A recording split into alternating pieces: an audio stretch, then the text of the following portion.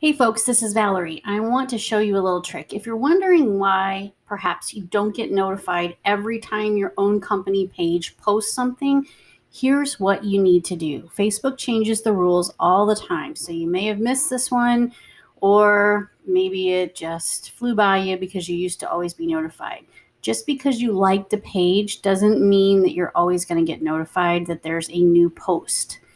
So what you do is make sure, first of all, if you're the admin of the page, make sure you switch it from your page to yourself. So you want to make sure this is clicked. So I am posting or looking at this as myself. And then I'm going to click these little three buttons right here. I'm going to hit follow settings. And now we're going to look at the follow settings. So newsfeed, choose how you'll see posts from this page.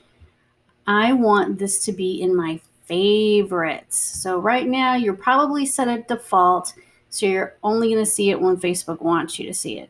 But if you put favorites, then you're definitely going to see it. Then, go to notifications. Right now, I'm only seeing suggested post notifications or highlights. But what I want to see is standard. I want to see up to 5 new post notifications per day. You can do the same thing with video, live video, and offers. Most of you just need to do posts and maybe video, and then hit update.